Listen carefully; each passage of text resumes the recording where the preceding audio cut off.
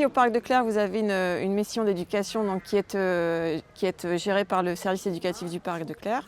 Donc, elle consiste en sensibiliser les visiteurs qui viennent ici au Parc de Clères à la protection, à la perte de la biodiversité. Alors, pour répondre à la mission d'éducation, il y a une équipe en fait, de 3 personnes, dont 2 médiateurs scientifiques et culturels, Alexandre et Chloé, et moi-même donc, qui est en charge en fait, du fonctionnement du service éducatif. Ce qu'il faut savoir, c'est que nous sommes dans un contexte de perte de biodiversité avec des espèces animales et végétales qui disparaissent et des milieux de vie qui sont détruits. Donc l'idée, en fait, c'est de donner les clés de compréhension et de connaissance à nos publics, de façon à ce que nos visiteurs soient sensibles et aient envie de protéger la nature.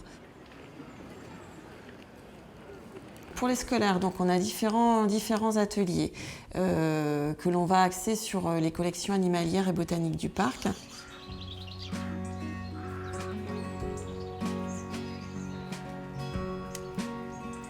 Pour ce qui est du public individuel que l'on accueille sur les petites vacances, les mercredis ou les week-ends, nous avons un atelier découverte nature en famille qui est un atelier qui fonctionne très bien, que nous proposons pour les parents et enfants ou alors grands-parents et petits-enfants sur des thématiques très diverses comme l'approche sensorielle de la forêt, donc qui permet en fait d'aller se balader en forêt et d'être sensible en fait à la nature qui nous entoure.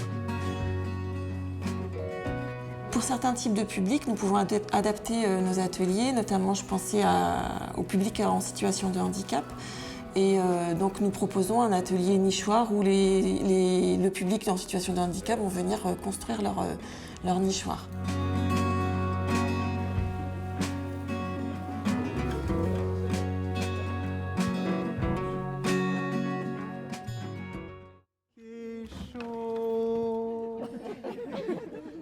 En vrai, t'as vu, en vrai, t'as vu. Donc dans le cadre de Clères en Amour, au niveau du parc de Clères, à l'intérieur, dans l'enceinte du parc, vous pouvez trouver différents ateliers destinés à un public famille pour les enfants, les plus petits, les plus grands ou même les adultes.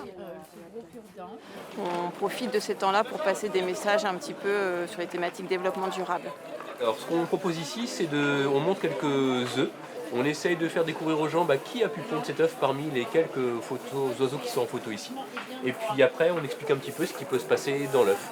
Et puis voilà, l'œuf il est prêt à être pondu. On voit en fait plein d'oiseaux différents. La couvaison va être différente, l'œuf va être différent, la forme, la taille, la couleur.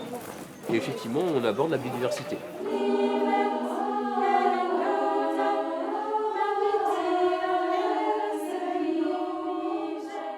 Je fais de la vannerie avec les plantes sauvages. Traditionnellement, les anciens savaient les transformer pour en faire des volumes, des contenants, des récipients, des paniers et plein de choses.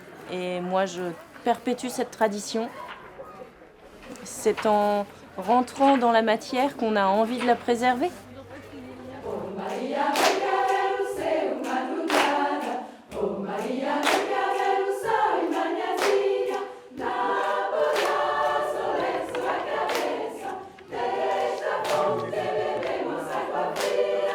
J'ai amené des jeux traditionnels et j'ai ramené un manège à énergie parentale.